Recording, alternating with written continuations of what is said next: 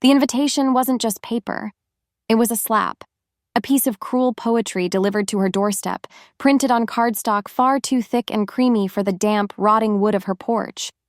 Her sister's name, Ilara, was looped in shimmering silver ink, a stark contrast to the grime under Nora's own fingernails. "You are cordially invited to witness the sacred mating ceremony," it read, and the words felt like tiny, sharp teeth sinking into her skin. A celebration of true, fated bonds. A bitter laugh escaped her lips, a sound like cracking twigs in the oppressive silence of the fringe woods. True bonds. Her wolf whimpered, a low, aching sound deep in her chest. Truth be told, Nora hadn't felt a true bond in years, not since her own had shattered like glass, leaving her with nothing but jagged edges and the label that had defined her ever since. Defective. No matter how hard she tried, she couldn't escape the echo of that word. It was in the pitying glances from the pack members who still occasionally dropped off supplies. It was in the rustle of leaves that sounded like whispers just outside her cabin door. Defective. Broken. Unworthy. Maybe it was fate that she lived here surrounded by dying trees and forgotten paths, a place as broken as she was. Because of that, the invitation felt less like an olive branch and more like a stone. Ilara didn't want her there to celebrate, and she wanted a spectacle. She wanted the entire pack to see Nora, the rejected sister, standing alone while she claimed her perfect mate. Her hand trembled, the heavy cardstock shaking with it. Deep down, she knew the truth. She should burn it. She should throw it into the pathetic fire in her hearth and watch Ilara's silver letters turn to black ash. That was the smart thing to do, the safe thing. But then, a different memory surfaced. Not of the pack or her sister or the cold, empty feeling of a failed bond. Instead, it was a memory of pine and ozone, of a presence so powerful it felt like the world had tilted on its axis. A memory of eyes. Not silver or blue like the wolves she knew, but a searing, molten gold. A memory of a voice, a low rumble that vibrated through her bones. "You are not broken," he had said, his words a secret vow whispered in the dead of night. "You are mine." King Rowan, the Alpha King, the most feared ruler alive. Her secret, their secret. The absurdity of it all was a fresh wave of pain and wonder. Her, the defective outcast, secretly mated to a king whose power could bring entire packs to their knees. She didn't know what scared her more, the fact that he had chosen her, or the terrifying, fragile hope that he might actually mean it. Her gaze fell back to the invitation. The shame was a physical weight, a cloak of ice she wore every single day. But beneath the ice, a tiny, unfamiliar spark flickered. Not of courage, not yet, but of defiance. What was worse? The public humiliation she knew was coming, or the slow, quiet death of staying here, alone, forever? With every heartbeat, the spark grew hotter. Before the thought could fully form, her body moved on instinct. Her fingers tightened around the invitation. She wouldn't burn it. She would go. Meanwhile, hundreds of miles away in the heart of the Onyx Citadel, the air was cold and sharp with the scent of power. King Rowan watched his council members file out of the throne room, their heads bowed, their faces a mixture of respect and raw, undisguised fear. He let the silence settle, a heavy blanket he wore as comfortably as his crown. He was a king, a ruler, a bastion of absolute power, and he was utterly, completely alone. Moments later, in the privacy of his study, the mask of the Alpha King was allowed to slip. He ran a hand over his face, the weight of his kingdom pressing down on him. His gaze drifted to a large, ornate map spread across a massive oak table. But he wasn't looking at the territories or the trade routes or the rival packlands. His eyes were fixed on a tiny, insignificant speck on the edge of the map, a place marked only as the Fringe Woods. Nora. Her name was a silent word on his lips, a phantom touch against his soul. The bond pulsed, a thin golden thread stretching across the miles, a warmth that was both his only comfort and his greatest vulnerability. He kept the bond a secret for a reason. because his court was a viper's nest, and any perceived weakness would be exploited without mercy. He'd learned that lesson once before, in the most brutal way imaginable. The memory was a ghost, always waiting in the shadows. A memory of a different woman with a sweet smile and a sharp knife. A woman who had used his love, his trust, his very soul as a weapon against him. He had almost lost everything in the bloody coup that followed. Not only that, but he had vowed then, as he stood over the bodies of his loyal guards, that he would never again allow anyone close enough to wield his heart as a weapon. His coldness was his armor. His fearlessness was his shield. His solitude was his salvation. But then, Nora. As if pulled by a string, the bond had snapped into place weeks ago, fierce and undeniable, tethering him to a she-wolf the world had thrown away. He had sought her out, moving like a phantom in the night, and found not the broken creature he'd heard whispers of, but a spirit so gentle it made his hardened heart ache. He saw the shame she tried to hide, and a cold, protective fury had risen in him like a tidal wave. She was his, and no one would ever make her feel unworthy again. The moment their eyes locked, something inside him had shifted. He hadn't planned for this, for her, for any of it. An advisor, bolder than the rest, cleared his throat from the doorway. "Your Majesty," he said, his voice hesitant, "forgive the intrusion. A messenger hawk has arrived from the Black Moon Pack. Their Alpha's daughter, Ilara, is holding her mating ceremony tomorrow night." Rowan's posture didn't change, but the air in the room grew colder, heavier. Black Moon Pack. Nora's old pack. The advisor continued, oblivious. "It is expected to be a grand affair, a celebration of a true, fated—" "Enough." Rowan's voice was dangerously low, a growl simmering just beneath the surface. He turned from the map, and the advisor flinched at the sight of the king's eyes. They were no longer the cold gray of a winter sky, but the blazing, molten gold of a wolf ready to hunt. He would not allow his queen, secret or not, to be paraded as an object of pity at her own sister's celebration. Her humiliation forced his hand. Without another word, he strode past the terrified advisor. The time for secrets was over. It was time the world knew who Nora belonged to. That night, sleep offered no escape. It was a restless sea of old nightmares and new anxieties. Her first bond, the one that had failed so spectacularly, the memory of it played behind her eyelids. It wasn't a memory of love lost, because truth be told, there had never been love. There had been duty, expectation, and a young, arrogant alpha-to-be who had looked at her with clinical disappointment. He had tried to force the final marking, the permanent bite that sealed a bond, but her wolf had recoiled, violated, wrong. The bond, unstable and unwanted, had shattered. The elders had called it an omen, a curse. They called her a curse. Come morning, she felt hollowed out, but the strange, defiant spark from the day before remained. It was a tiny ember now, but it was there. She was going. As if fate demanded it, she pulled out the only decent dress she owned. It was a simple, dark green linen, a ghost of the girl she used to be. It was too plain for a ceremony, but it was all she had. As the sky darkened, her pulse raced. She walked the familiar path towards the pack hall, every step a war against the instinct screaming at her to turn back, to run, to hide. The hall was ablaze with light and music, a stark, painful contrast to the darkness of her cabin. She could smell the roasting meats, the pine garlands, the cloying scent of smug satisfaction that seemed to roll off the pack members in waves. She slipped inside, trying to make herself small, invisible. But it was no use. Her sister, Ilara, spotted her immediately.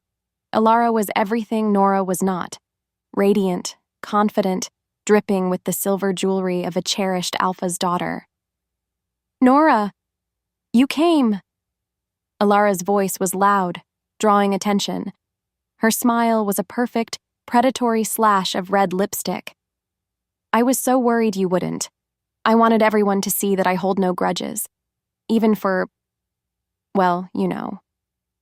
The unspoken word hung in the air between them, even for being defective.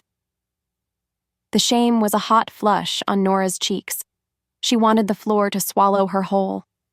Her goal was just to survive this, to stand in the corner, witness the ceremony, and then slip away, proving she wasn't sure what. Proving she wasn't a coward? But deep down, she knew the truth. She felt like nothing but. Before she could move, Ilara leaned in, her voice dropping to a conspiratorial whisper that was somehow louder than her shout. "Don't look so sad, sister. Maybe if you're lucky, some old Omega without a mate will take pity on you tonight. You just have to learn to be grateful for scraps." The cruelty of it stole her breath. This was it, the reason she was summoned. To be the final perfect accessory to Ilara's perfect night. The tragic, broken sister. In the span of a breath, the tiny ember of defiance inside Nora was almost extinguished for good. She was about to turn, to flee back to the safety of her woods, when the great hall doors boomed open, and the world simply stopped. The moment the great hall doors boomed open, the world went silent. Not quiet. Silent. As if the forest itself held its breath. The music died in a strangled chord, and Ilara's cruel whisper evaporated into nothing. A pressure rolled into the room, a tangible weight that crushed the laughter, the chatter, the very air from her lungs. It was power, primal and absolute. Her wolf, which had been cowering in the back of her mind, suddenly surged forward, not in fear, but in recognition. What followed was a strange, slow-motion dream. Every wolf in the hall, from the lowest Omega to Ilara's proud Alpha, dropped into a reverent bow. Heads lowered, knees bent, submission, complete and instinctual. Without thinking, Nora's own body tried to follow suit, but she was frozen. Her gaze locked on the figure standing in the doorway. He was a king carved from shadow and fury, taller than any wolf she had ever seen, with shoulders broad enough to carry the weight of a kingdom. Yet it was his eyes that held her captive. They were not the eyes of a man, but of a god of the hunt, blazing, molten gold. King Rowan. He's here. The thought was a terrified whisper in her soul. Why is he here? Panic, cold and sharp, stabbed through her. Her immediate goal was to become one with the floorboards, to shrink, to disappear into a crack and never be seen again. She was sure he had come for Ilara's Alpha, for some royal business that had nothing to do with her. Please don't see me, please don't see me, please. But then, his golden gaze swept over the bowing crowd, dismissing them as if they were nothing more than furniture. Instead, his eyes scanned, hunted, and then they locked, directly, onto hers. The air thickened. Time stood still. In that moment, the entire world narrowed to the space between them. It was a physical connection, a string pulling taut, and she felt it, etched in fire deep inside her chest. Her breath caught. He wasn't looking at the Alpha. He wasn't looking at her sister. He was looking at her. Before she could move, before she could even process the terrifying impossibility of it all, he began to walk. Each step was deliberate, silent, powerful. The sea of bowing wolves parted for him, a path opening as if the universe itself was clearing the way. Her heart hammered against her ribs, a frantic, wild thing trapped in a cage of bone. He was coming closer, and closer. He was coming for her. The moment he stepped into the hall, he felt the shift. The power in the room bent to his will, a familiar and satisfying sensation. He let the silence stretch, savoring the fear that scented the air. Fear was a tool, and he wielded it with expert precision because it was the only thing that had kept him alive. But tonight, it served a different purpose. Tonight, it was a weapon to defend her. His gaze bypassed the bowing Alpha and his preening mate. He saw the opulent decorations, the feasting table, the pathetic attempt at grandeur. And then he saw Nora. She was standing near the edge of the room, looking small and fragile in a simple dress, her face pale with a shame that made a low growl rise in his throat. What's worse, he saw the smug, predatory look on the face of the she-wolf beside her, her sister. He could see the venom in her eyes, the satisfaction she took in Nora's pain, and a cold, chilling fury settled over him. He had wanted to wait, to bring Nora to the citadel on his own terms, to prepare her, to arm her for the viper's nest that was his court. But Ilara's cruelty had forced his hand. He would not allow his queen to be treated like refuse for one more second. With every step he took towards her, he watched her terror grow.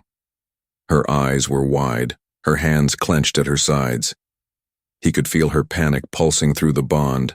A frantic hummingbird beat against his own steady rhythm. She thought he was a threat. She didn't understand yet that he was her salvation.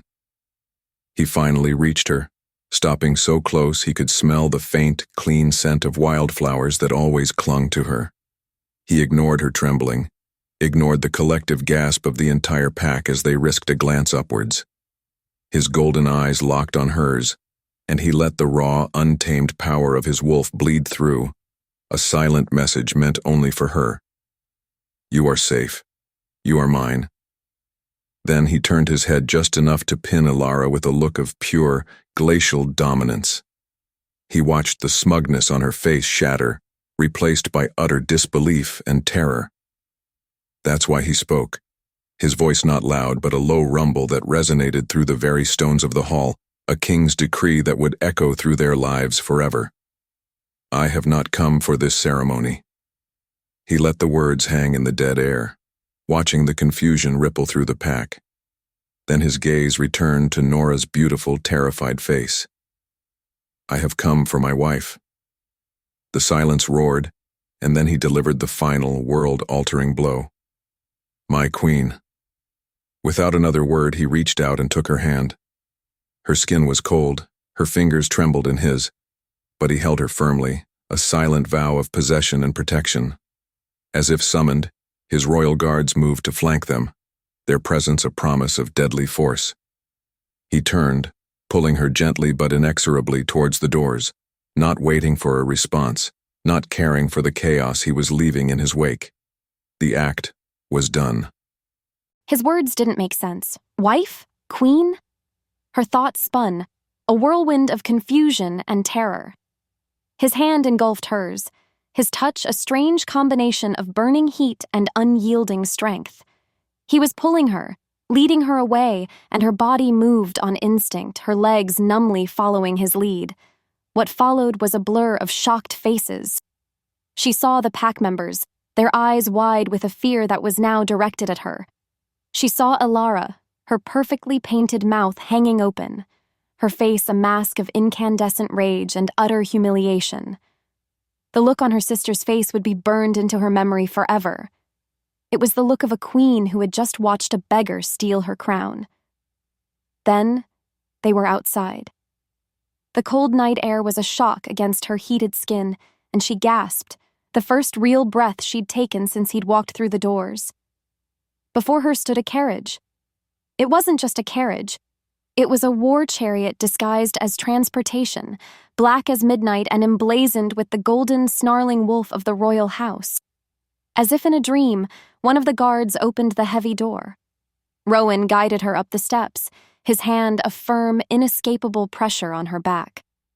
The inside was dark, lined with rich furs and smelling of leather, and his own intoxicating scent of pine and ozone. He followed her in, and the space between them burned, suddenly impossibly small. The moment that would change everything, the true point of no return, wasn't his words in the hall. It wasn't the look on her sister's face. It was the sound that came next, a solid, final click as the guard shut the heavy door, sealing them inside. Her world tilted. The sound echoed in the sudden, profound silence, a period at the end of a chapter of her life she hadn't even known she was writing. Her old life, the one of shame and isolation in the woods, was gone. It had vanished with that single definitive sound. She was trapped in a dark, moving box with the most powerful and dangerous wolf in the world, trapped in a future she could not begin to comprehend. The carriage lurched forward, pulling away from the pack-hall, from her past, from everything she had ever known. And she was utterly, terrifyingly alone with him. The journey to the Onyx Citadel was a long, dark, silent one. Her thoughts spun in the close confines of the carriage, a tangled mess of fear and disbelief. Beside her, King Rowan was a mountain of stillness, his presence so immense it seemed to suck all the air out of the small space. She didn't dare look at him. Instead, she stared out the window as they climbed higher and higher, the familiar forest giving way to harsh, unforgiving stone. By the time the carriage finally rolled to a stop, the moon was high and cold in a starless sky. The door was opened, and the first thing that hit her was the air. It was different here. Thin, sharp. It smelled of ice and old stone and power. And then she saw it. The citadel wasn't built on a mountain. It was carved from its very heart, a fortress of jagged black stone that clawed at the sky, seeming to devour the stars themselves. Windows like angry, glowing eyes stared down at her. It wasn't a home. It was a weapon. It was a tomb. A servant, an old man with eyes that held 1,000 years of fear, bowed so low his forehead nearly touched the ground. "Your Majesty," he murmured to Rowan, before his gaze flickered to Nora for a fraction of a second. There was no welcome in his eyes, only a deep, unsettling curiosity.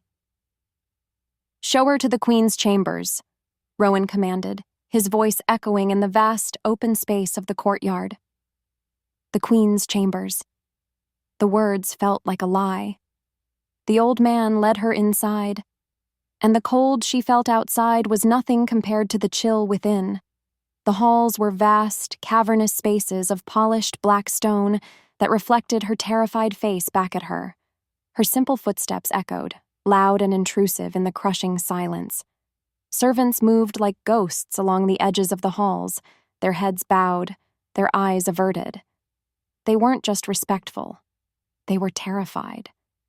And she knew deep down that their fear of him would curdle into resentment for her, the outsider, the nobody he had dragged into their world. Finally, the servant stopped before a set of massive carved wooden doors. He pushed them open and gestured her inside. "My lady."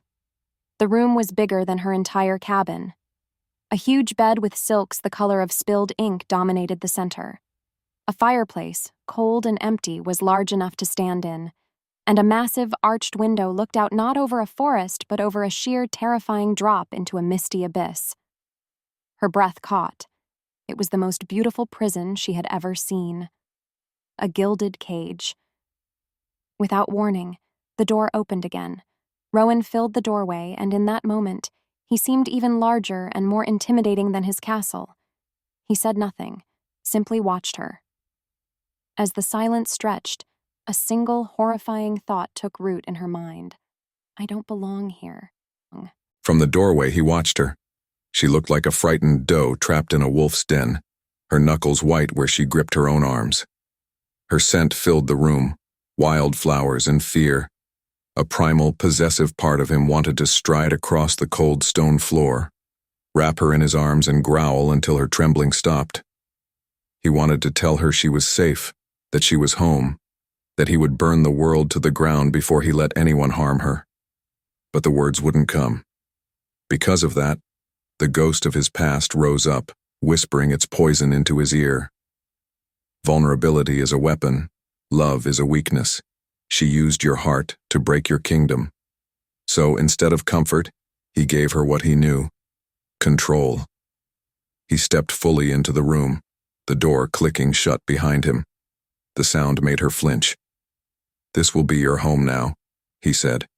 His voice clipped, formal. It was the voice of a king, not a mate. "There are rules you must follow, for your own safety."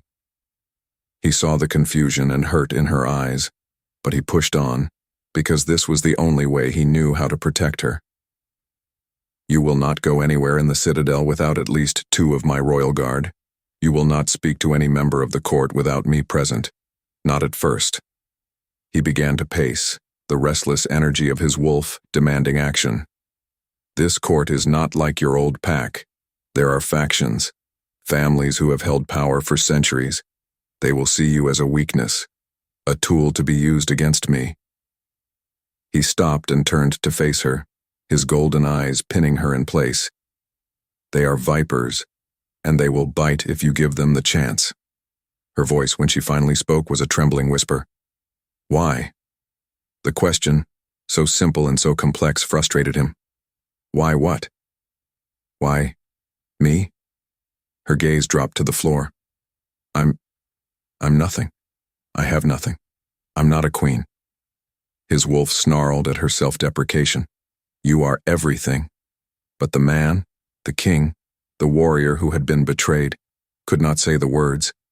Instead, the words that came out were cold and hard as the stone around them. "The fates chose you. The bond chose you. It is done. You are my mate, which means you are now their queen. You will learn to act like one."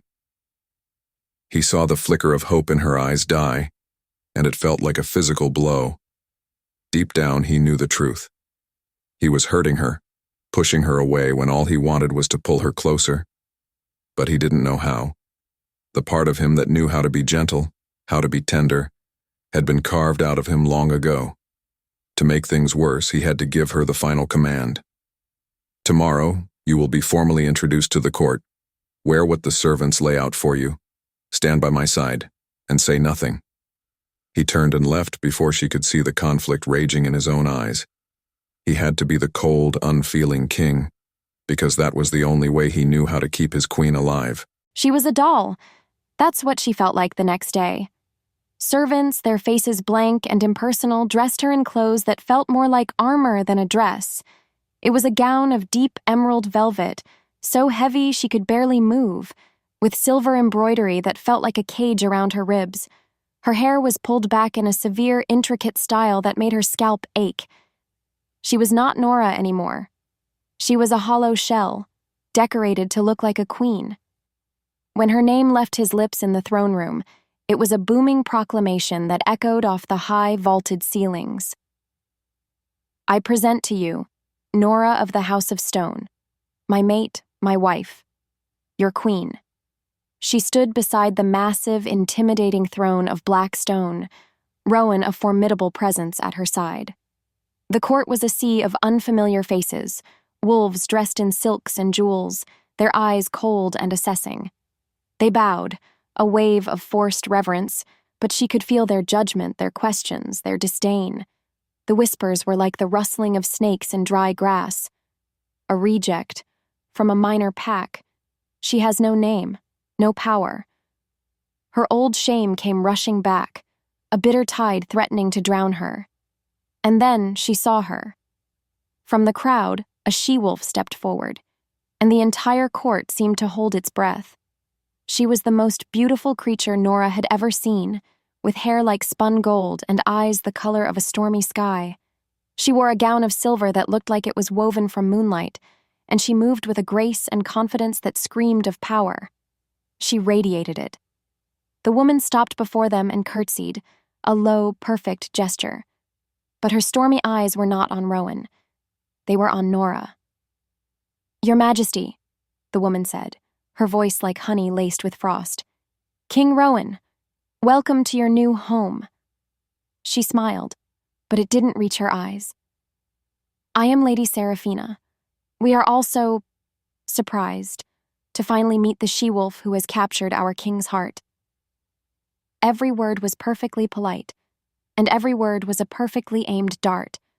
Surprised. The word hung in the air, thick with unspoken meaning. Surprised a king would choose you. Nora felt a chill that had nothing to do with the cold stone of the throne room. This was Seraphina, Rowan's ex-lover, the woman he was meant to be with before his life fell apart, the woman who was meant to be queen. Before the words left her lips to offer a clumsy reply, Seraphina's gaze shifted to Rowan. And the look she gave him, it wasn't just the look of a past lover. It was a look of raw, unyielding possession, a look that said, "He is mine. He has always been mine, and you are just a temporary inconvenience." In that single heartbeat, the world shifted. Nora finally understood. The whispers of the court, the political factions, the threat of assassins, none of that was the real danger. The real war wasn't for the kingdom. It was for the king himself. And her enemy had just been given a face. Days bled into weeks at the Onyx Citadel, and with every passing moment, Rowan watched Nora try to navigate his world of shadows and whispers. And he watched her fail. Not because she was weak, his wolf snarled, but because she was good. She tried to be kind to the household staff, but her kindness was mistaken for a weakness to be exploited. He saw it all. The subtle disobedience. A servant accidentally spilling wine on a map Nora was studying. Another claiming not to hear a direct, softly spoken order. They were small rebellions, tiny acts of treason, loyal to the ghost of the queen they'd expected, Serafina. His frustration boiled over one afternoon in the Grand Library. Nora had asked a young footman to retrieve a book from a high shelf, and the boy had simply smirked and said, "The ladder is over there, my lady." Before the words left the boy's lips, Rowan was moving. He didn't shout. He didn't have to. The air in the library dropped 20 degrees, his power rolling off him in waves of pure, glacial fury. Without warning, he was in front of the footman, a shadow of silent rage. He didn't touch him. He just leaned in close, his voice a low, terrifying growl that was for the boy and Nora both. "She is not my lady," he began, the words dripping with ice. "She is your queen. When she commands you to fetch a book, you do not point to a ladder. You climb it. When she asks you for water, you do not walk. You run." He paused, letting the terror sink in. "And if you ever show her anything less than the absolute reverence you would show a goddess, I will personally throw you from the highest tower of this castle. Do you understand?" The boy was shaking, his face white as bone. Yes, Your Majesty." "Good," Rowan snarled. "Now get the book." Then he turned, expecting to see understanding in Nora's eyes, a realization that this was how power worked here. Instead, he saw horror. Her face was as pale as the footman's, her eyes wide with shock and disgust. Without a word, she turned and fled the library, her light footsteps a frantic retreating echo in the vast, silent room. He was left standing there, the scent of her fear and his own rage thick in the air.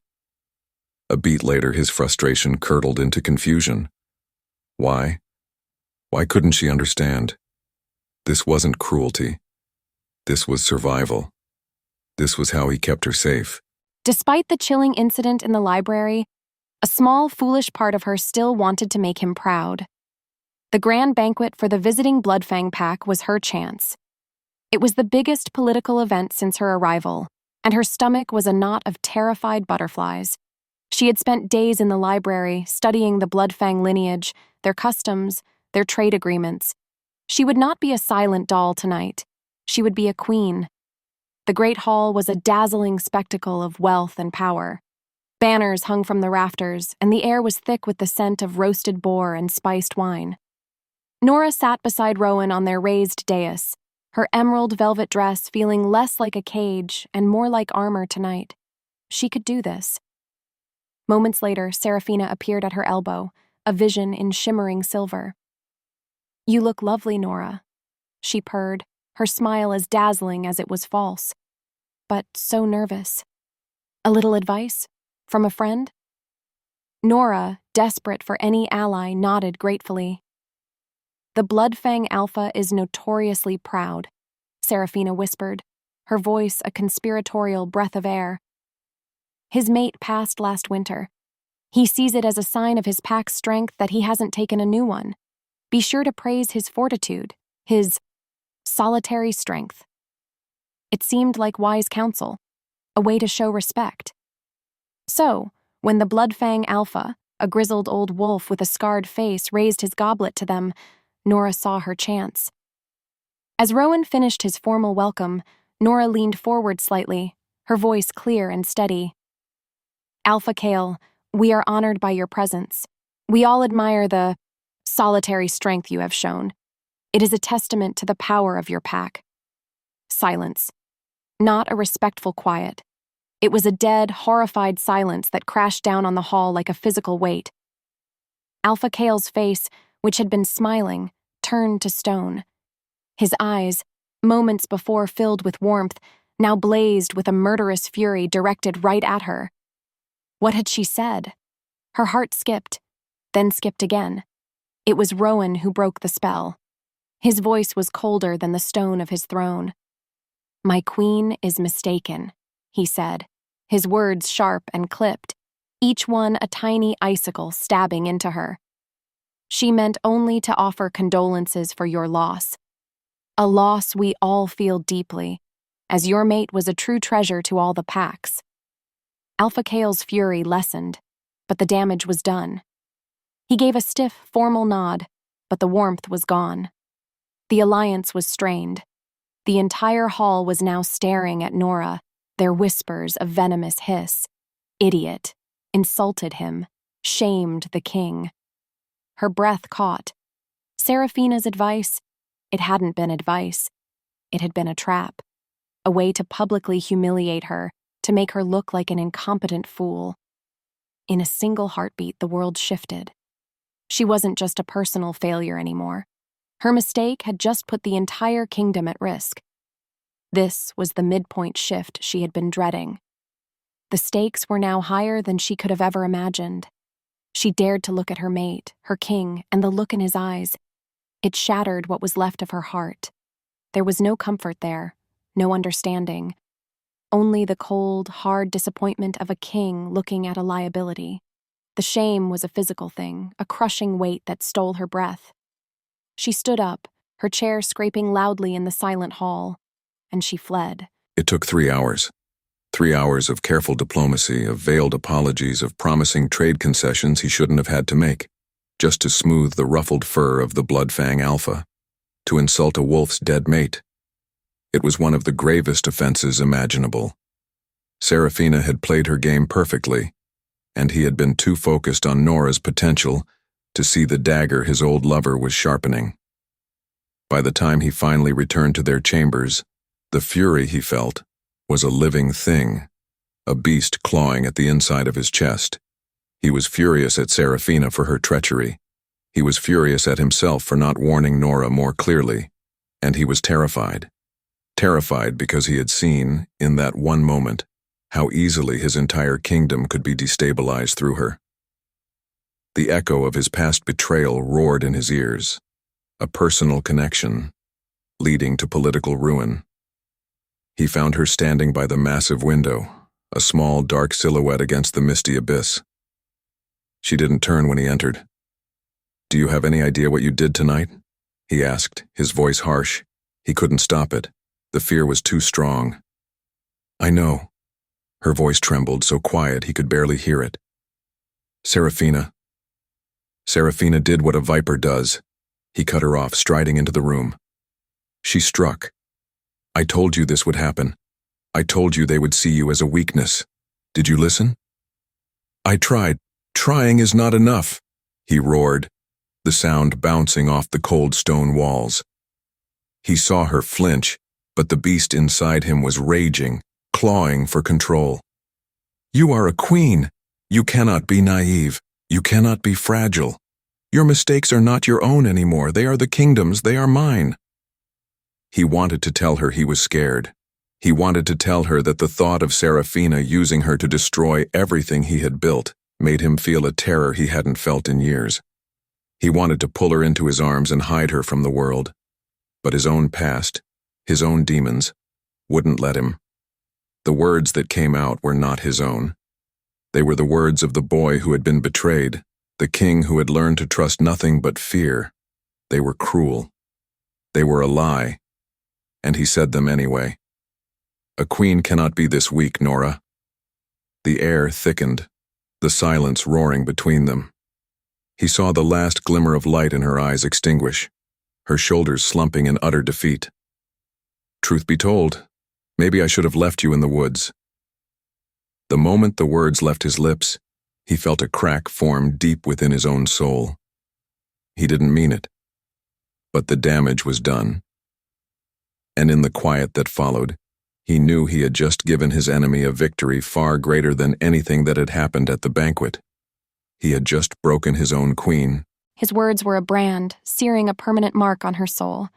Maybe I should have left you in the woods.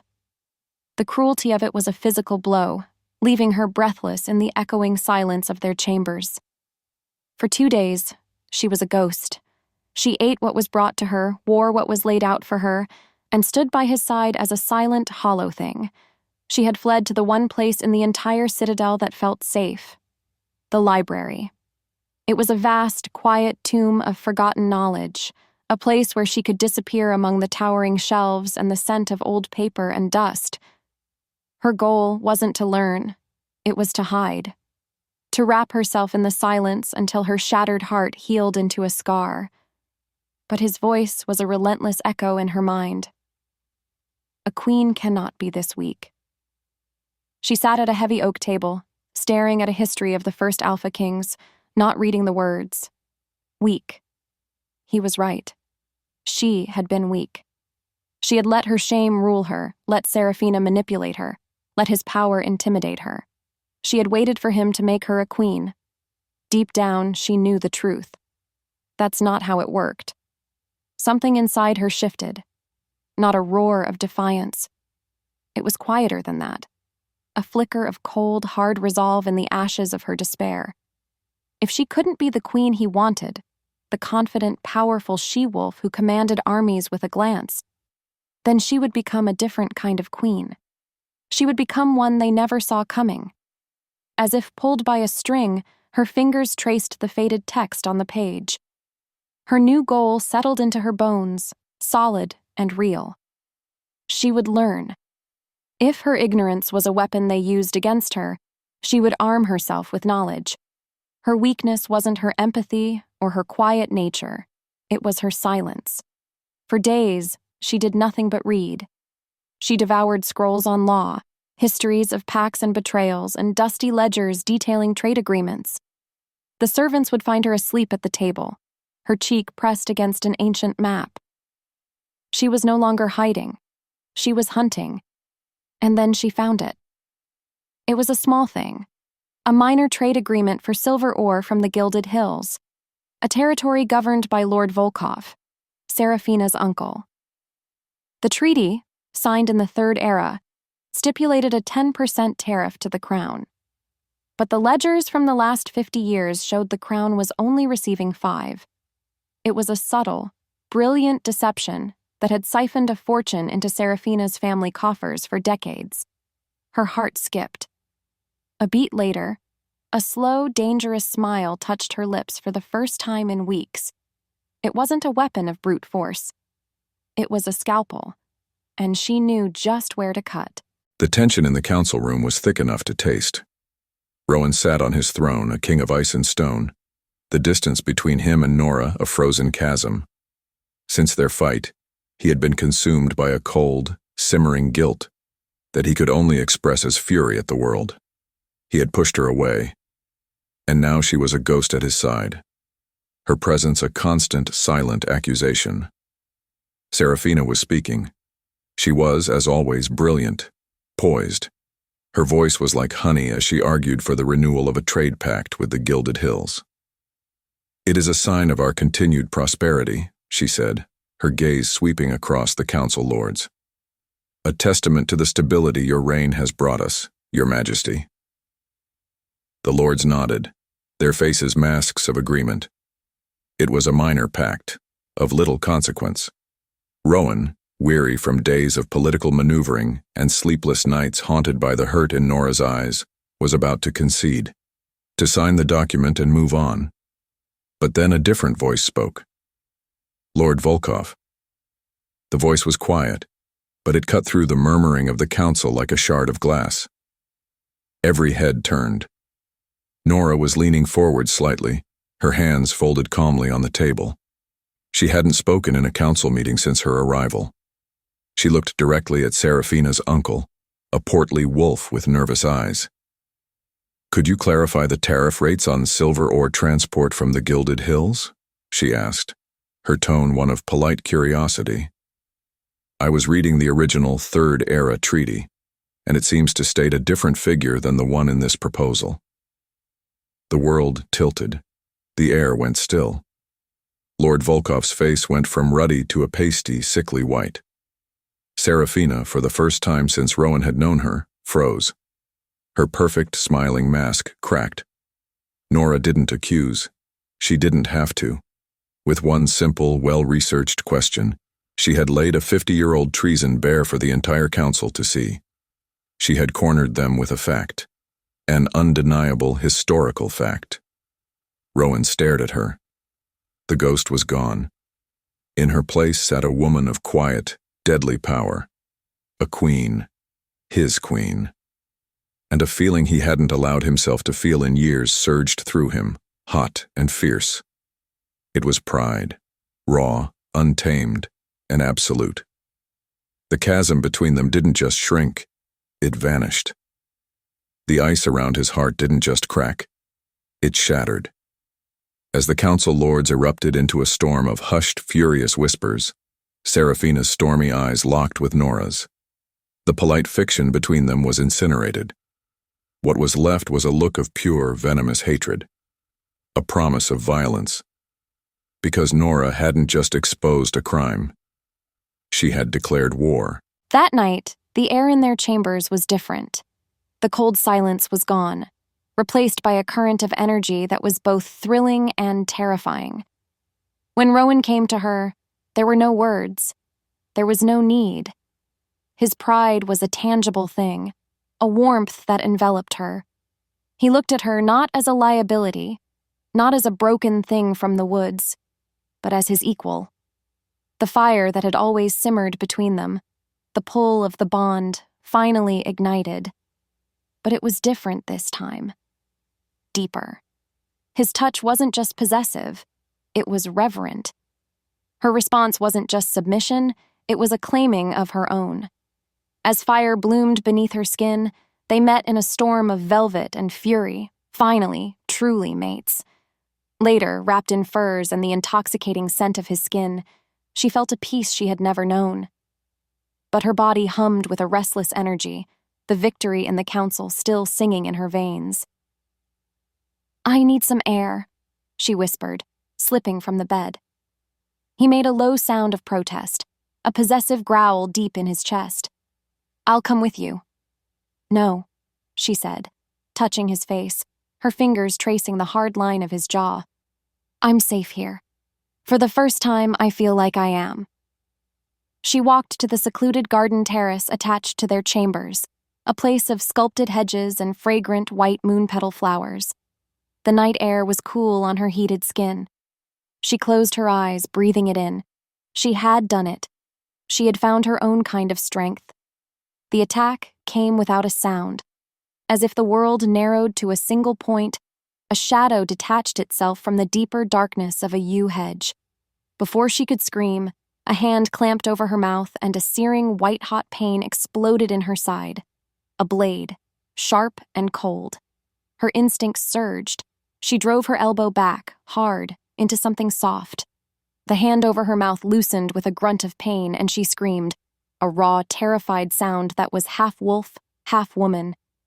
The assassin lunged again, the moonlight glinting on the dagger. The political threat had become real. The whispers had become steel. Suddenly, a roar ripped through the night, a sound of pure, world-ending fury that was not entirely human. The world became a blur of motion. Rowan was there, moving faster than she could track, a phantom of vengeance. He was no longer a king. He was a predator. The fight was brutal, primal, and blessedly short.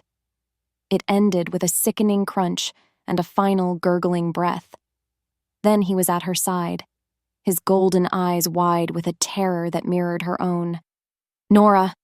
She looked down. Her hand was pressed to her side, and it was slick and warm. The white moon petals at her feet were spattered with a vivid, shocking crimson. Her blood. As the darkness swirled at the edge of her vision, his strong arms caught her, pulling her against the solid wall of his chest. The last thing she felt before she fell into the abyss was the hot, wet sting of a tear splashing against her cheek. It wasn't hers. It was his. The healers said the wound in her side would fade to a thin, silver scar, but they didn't have a remedy for the wound it left on her soul. That one was deep, jagged, and festering. She healed in the suffocating luxury of the Queen's chambers, but with every breath, she relived the attack. The glint of steel in the moonlight, the searing pain, the assassin's dead eyes. But what haunted her most was Rowan. The man who had held her with such reverence was gone, replaced by a king forged from ice and fury. His fear for her was a palpable thing, a storm that raged within the citadel walls. He doubled the guards at her door. He tripled the patrols on the battlements. She couldn't walk to the library without a phalanx of silent, stone-faced warriors flanking her. The gilded cage was no longer a metaphor. It was real. The lock had been turned. Her goal was simple: to feel safe. But she never did. Because the danger wasn't just outside the walls anymore, it was the suffocating weight of his protection. One afternoon, standing near the partially open door of her chambers, she overheard two council lords speaking in low, urgent tones in the hallway. "A disaster," the first one hissed. "Before she came, there was stability. Now, there are assassins in the royal garden. The Bloodfang Alliance is fragile. It's her. She is the weakness Seraphina is exploiting." "The king is obsessed," the other agreed. "He's neglecting state affairs. He sees shadows in every corner. His focus on protecting her is going to be the ruin of us all. She is the greatest threat to his life and his reign." The words were like stones, each one striking her with brutal force. Her blood ran cold. She had been so proud of her victory in the council meeting, but they were right. All she had done was paint a target on Rowan's back.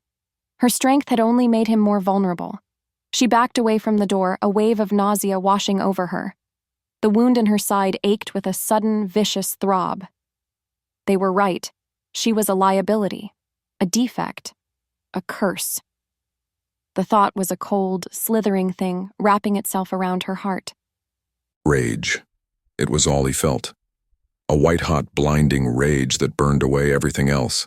His duties, his hunger, his need for sleep.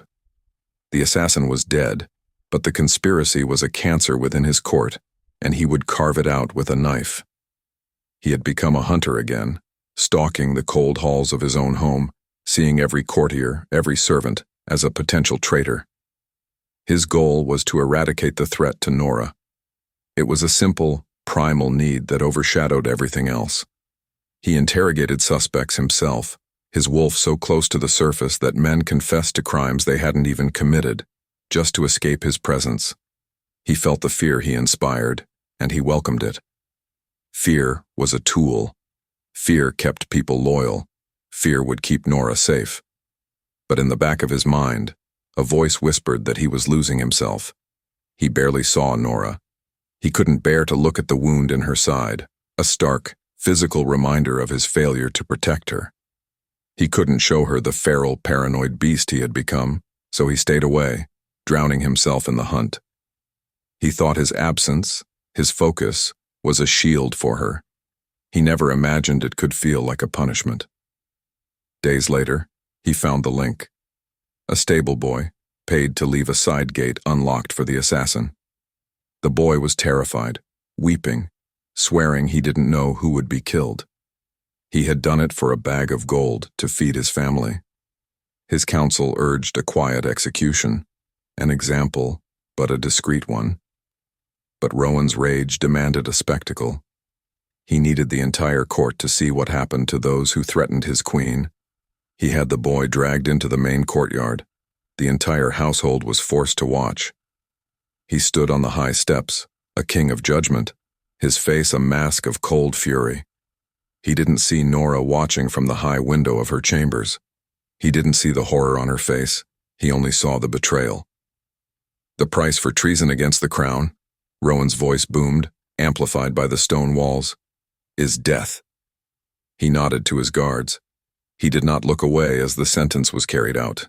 He made himself watch. He had to. This was the price of power. This was the cost of keeping her safe. This was the monster he had to become for her. And as he stood there, the king of a silent, terrified castle, he had never felt more alone. From her window, she watched it all. The weeping boy, the silent, terrified crowd, and Rowan. He stood on the steps like a dark god, his face unreadable, his heart seemingly carved from the same black stone as his citadel. As his sentence was carried out, she felt a violent, visceral sob claw its way up her throat, and she clapped a hand over her mouth to keep it from escaping. This was her fault. Her presence had done this. Her strength had turned him into this cold, ruthless executioner. The king who had shown her a glimmer of a heart, who had wept when she was injured, was gone. In his place was a tyrant, ruling by fear. And she was the reason. She was the poison. The council lords were right. She was the defect that was breaking everything he had built. In that single, horrifying moment, she knew what she had to do. It wasn't a choice anymore. It was a terrible, absolute certainty. The only way to save him was to leave him. The only way to protect his kingdom was to remove its greatest weakness, herself. This was her dark night of the soul. Staring at her own haunted reflection in the dark glass of the window, she saw the truth. She was not a queen. She was a ghost who had brought her curse into his house. That night, she waited until the castle was deep in a hushed, fearful sleep. Her hands didn't even tremble as she found a piece of parchment and a quill. The words were short, each one a drop of blood from her heart. "My king, they were right. I am a weakness. Every moment I am here, I put you in more danger. I am releasing you from the bond, from the curse of a defective mate. Rule your kingdom, be safe. Forget me. Nora." She left the note on his pillow, a final, silent surrender. A kind-faced servant, an old woman who had once shown her a secret passage used by kitchen staff, had unknowingly given her the key to her escape. Without a sound, she slipped through the hidden door behind a tapestry. She fled into the cold, dark woods, leaving behind the velvet gowns, the guards, the king, and the last shattered pieces of her own heart. The forest that had once been her prison now felt like her only sanctuary. She ran, not looking back, a ghost disappearing into the shadows, choosing to be nothing once again, because it was the only act of love she had left to give. The silence of the chambers was wrong. It wasn't the quiet of a sleeping castle. It was the dead, empty silence of a tomb. Rowan stood in the doorway, the beast in his chest stirring, a low growl of unease rumbling in his throat. The bed was empty, the furs thrown back. His gaze swept the room, hunting, and then he saw it. A single piece of parchment on the black silk of his pillow. His heart stopped. A beat later, he was across the room, his hand snatching the note. "My king." His eyes devoured the words, and each one was a physical blow, striking him with more force than any assassin's blade. "I am a weakness. I am releasing you from the bond, the curse of a defective mate. Forget me." The rage he had nurtured for weeks, the fury that had been his shield and his sword, didn't just fade. It evaporated. In its place, a grief so profound, so absolute, crashed down on him that his knees buckled. He fell to the floor, the note crushed in his fist, a sound tearing from his throat that was not a king's roar, but the raw, agonized howl of a soul being ripped in two. Defective mate. He finally understood. He saw it all in a devastating, soul-shattering clarity. The coldness he had shown her, the public execution, the harsh, unforgivable words he had thrown at her like stones. He hadn't been protecting her. He had been proving her right. He had taken her deepest, most painful wound, her belief that she was broken, and he had confirmed it for her.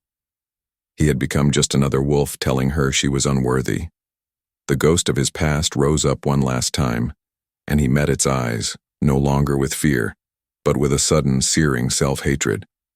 His walls hadn't kept him safe. They had imprisoned him. His rule of fear hadn't protected his kingdom. It had created a home where his own queen felt so terrified, so worthless, that she had chosen the wilderness over him. His goal was no longer to kill his enemies. It was to find his heart, which had just run out of the castle. His entire worldview, the one he had built on a foundation of pain and paranoia, crumbled into dust. He stood up, his body moving with a new, desperate purpose. He ignored the guards who rushed to the sound of his cry. He stormed past his council, who were just beginning their day. "Your Majesty, where are you going?" his first advisor demanded, scrambling to keep up. The kingdom has no king if I do not find her," Rowan snarled, not even breaking his stride. His hunt wasn't for redemption anymore. It was for his very soul. Without another word, he left his throne, his crown, his power behind. He took only his most loyal guards, men who knew the wolf as well as the king, and plunged into the forest to find the only thing that had ever mattered. The forest was a harsh and unforgiving place. The cold seeped into her bones, a deep, aching chill that had nothing to do with the night air. For 2 days, she survived. She used the half-forgotten skills from her years as an outcast, finding water, edible roots, a shallow cave to shelter from the wind. Her body was weak, her side ached, but her mind was becoming strangely, terrifyingly clear. She had run. She had convinced herself it was an act of love, a sacrifice to save him. But as she huddled in the dark, the gnawing hunger in her belly a constant, dull pain, she realized the truth. It was an act of fear. She had run from the assassins, from the whispers, from Seraphina. But most of all, she had run from herself. From the queen, she was terrified she could never be. She had let Seraphina win. She had let her own shame win. By disappearing, she had given her enemies exactly what they wanted. Rowan, alone and consumed by grief. His kingdom vulnerable. Her sacrifice was just a different kind of weakness. As the third night fell, a new resolve began to crystallize in her soul. It was cold and hard and sharp, forged in the freezing wilderness. Her life as a victim was over. Her journey was no longer about proving she was worthy. It was about claiming the life that was hers, not because of a bond, but because she would fight for it. She would not let fear write the end of her story. Her goal shifted. It was no longer to survive. It was to return, to fight, to stand by his side, not as a weakness to be protected, but as a partner to be reckoned with. As if fate demanded it, she saw a flicker of light through the trees. A campfire. Her first instinct, the one that had ruled her for years, was to hide, to melt back into the shadows. But the new Nora, the one born of ice and resolve, did not. She stood up, her back straight, her chin high. She was done hiding. Without thinking, she began to walk towards the light, towards him, towards her destiny. He found her tracks by the stream. The scent of wildflowers, faint but unmistakable, clung to the air. Hope, fierce and desperate, surged through him. He pushed his men harder, his golden eyes scanning the darkness. Then he saw her, a silhouette, walking out of the woods, not running, not hiding, but approaching his fire with a calm, deliberate grace that stole his breath. He was on his feet in a heartbeat, his guards forgotten. Nora. Her name was a raw, broken sound on his lips. She stopped just outside the circle of firelight. She was thinner, paler, her dress torn and dirty, but her eyes were different. The fear was gone. In its place was a strength he had never seen before, as solid and unyielding as the mountains themselves. The silence stretched, thick with unspoken words, and then he did the one thing his pride, his past, his entire life had trained him never to do. He broke. "I'm sorry," he whispered, the words cracking. He took a step towards her, then another, until he was standing before her. "Nora, I am so sorry. The things I said, they were a lie. I was a coward. I let the ghost of my past rule me. I hurt you because I was afraid." His voice dropped, thick with a pain he had never shown another living soul. She, my first mate, she didn't just leave me. She conspired with my enemies. She used my love to try and kill me, and I swore I would never be that weak again. But I was wrong. The weakness wasn't loving her. The weakness was letting that fear stop me from truly loving you. Tears streamed down his face, hot and shameful, but he didn't wipe them away. He let her see all of it. The broken boy behind the monster. I drove you away. Please forgive me. In the stillness that followed, she raised a hand and gently touched his cheek, her fingers wiping away a tear. There is nothing to forgive, she said, her voice soft but strong. We were both ruled by fear. Not anymore. Beneath the light of the blood moon, a symbol of violent change, he knew what he had to do. This couldn't just be a promise. It had to be a vow, sealed in their very souls. As if the forest watched, he lowered his head to the curve of her neck. This was not the claiming of a king. It was the surrender of a wolf to his mate. When his teeth sank into her skin, it was not an act of possession but a plea, a promise, a final binding vow of absolute partnership. As he pulled back, the glowing silver mark pulsing on her skin, a new and unbreakable peace settled between them. The bond, once a fragile secret, was now a shining, permanent anchor. He was hers, she was his. They were one. She looked up at him, her eyes shining with a fierce, beautiful light. Let's go home, she said, her voice ringing with a strength that matched his own. And let's finish this. Returning to the Onyx Citadel was not a return to a prison. This time, when she walked through the massive front gates, it was with her head held high, Rowan's hand clasped firmly in hers. They were not a king and his fragile secret. They were a storm, and they had come to reclaim their home. The court stared, their whispers turning to stunned silence. They had expected a broken king, consumed by grief. They did not expect to see their lost queen, alive and radiating a quiet, unshakable power, with the silver mark of a true, permanent bond shimmering on her neck. Without pausing, Rowan's voice boomed through the great hall. An emergency meeting of the council. Now. The trap was set. They gathered in the throne room, the air thick with tension and unanswered questions. Seraphina stood among them, her face a perfect mask of concerned sympathy for her grieving king. But Nora could see the triumphant glint in her stormy eyes. She thought she had won.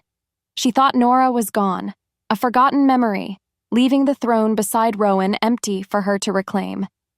She began her performance, her voice dripping with false sorrow.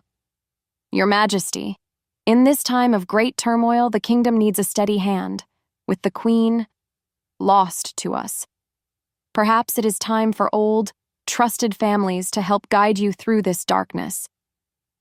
She was making her move, backed by her uncle, Lord Volkov, and a handful of other lords whose loyalty she had bought. She was subtly positioning herself, undermining Rowan's authority, presenting herself as the savior of a kingdom weakened by his grief. Her world tilted as she watched. This was it, the final play. Just as Seraphina was about to suggest a new advisory role for herself, Nora spoke. Her voice wasn't loud. It wasn't a roar. It was a calm, clear note that cut through the tension like a silver blade. That won't be necessary, Lady Seraphina. Every head swiveled towards her. Seraphina froze, her mask of sympathy finally cracking. Nora stood from her seat beside Rowan, not with anger, but with the cold, hard weight of truth. For weeks, this council has been concerned with the stability of the kingdom, she began, her gaze sweeping over the lords. And you are right to be, because there is a rot within it, a treason that has been bleeding this kingdom dry for 50 years. She looked directly at Lord Volkov. A 10% tariff on Gilded Hills silver, Lord Volkov. That was the law signed in the Third Era. Yet for half a century, only 5% has reached the royal coffers. Where do you suppose the rest of it went? Panic flared in Volkov's eyes. Seraphina's face went white. Before anyone could speak, Nora pressed on, her voice gaining strength. "That missing fortune is more than just greed. It is the gold that paid for an assassin to hunt in the royal gardens." As if the world narrowed, she turned her full attention to the she-wolf who had haunted her steps since her arrival. "It is the gold that paid for you, Seraphina, to try and murder your queen." A collective gasp went through the room. Seraphina, exposed and cornered, finally dropped her mask, her face contorted into a snarl of pure, feral rage. "You!" she shrieked, her voice no longer honey but venom. "You worthless, defective little stray! He was mine!" With a guttural scream, she lunged, not at Rowan but at Nora. Her nails elongated into claws, her eyes blazing with murderous intent. But before she could reach her, Rowan was there, a blur of motion, intercepting her attack with a bone-jarring impact. He was the king, the warrior, the physical shield. But the final blow, the one that truly mattered, was Nora's to deliver. As Rowan held the struggling, snarling Seraphina, Nora stepped forward, her voice dropping to a low, devastating whisper that only Seraphina could hear. "You were wrong. I'm not defective. My bond didn't fail because I was weak. It failed because I was strong enough to reject a wolf who was not my true mate." She leaned in closer. "And you will never be queen, because you were never strong enough to win a king's heart. You could only ever try to steal his crown." In that moment, something inside Seraphina broke. It wasn't a bone. It was her pride, her ambition, her very soul. The fight went out of her and she slumped in Rowan's grip, a defeated, empty thing. The war was over. The aftermath was swift. The co-conspirators, their treason laid bare, were apprehended without a fight. Rowan looked at the defeated shell of the woman who had once held his heart and had almost destroyed his life. He felt nothing, no anger, no pity, only the cold finality of an old chapter closing. His council, their faces a mixture of awe and terror, looked to him for judgment. The old Rowan, the king who ruled by fear, would have had them all executed, a bloody spectacle to reinforce his power. But he was not that king anymore. He stood before them, Nora a silent, powerful presence at his side. "The price for treason is death," he said, his voice ringing with authority. He saw the conspirators flinch. "But the price of mercy is loyalty, and this kingdom needs loyalty now more than ever." He turned to Seraphina. "You will not be a martyr," he said, his voice cold and clear. "You will be forgotten. You are hereby exiled to the barren lands. You will live out your days with no title, no power, and no one to hear you whisper your own name." It was a fate worse than death for a wolf like her. Justice, not vengeance. As the guards dragged a screaming, weeping Seraphina away, Rowan addressed his council. "This kingdom has been ruled by fear for too long. My fear. And it almost broke us." His gaze softened as it fell upon Nora. "From this day forward, it will be ruled by strength, the strength of loyalty, the strength of truth, and the strength of your queen." He held out his hand to Nora, and she took it. In that moment, standing before the lords of his land, he was not just a king, he was a partner, a mate, and for the first time in a long time he was whole. Later that evening, she found herself drawn back to the garden terrace. The moon was a silver crescent in a sky full of stars. The white moon petals glowed in the soft light, their scent sweet and clean. The place of her deepest terror was now just a garden. The memory was a scar, but it no longer hurt to touch. She heard his footsteps behind her and turned. Rowan came to stand beside her, his presence no longer an intimidating weight, but a comforting warmth that settled deep in her bones. For a long time they stood in silence, simply breathing the same cool night air, their hands clasped together. "Is it strange?" she finally whispered. "After everything, this place finally feels like home." He turned to her, his golden eyes soft in the moonlight. "It was never the stone that was the prison, Nora. It was the fear." He brought her hand to his lips, pressing a gentle kiss to her knuckles. "You did not just save my kingdom today. You saved me." In the quiet that followed, she leaned her head against his shoulder, looking out over the vast, dark expanse of the world below them. His kingdom. Their kingdom. She was no longer the rejected outcast from the woods, and he was no longer the broken king haunted by ghosts. They were something new, forged together in the fire. As the first, pale fingers of dawn began to stretch across the horizon, painting the dark mountains in shades of rose and gold, a sense of profound peace settled over her. The long night was over. The reign of fear was at an end, and their new day was just beginning.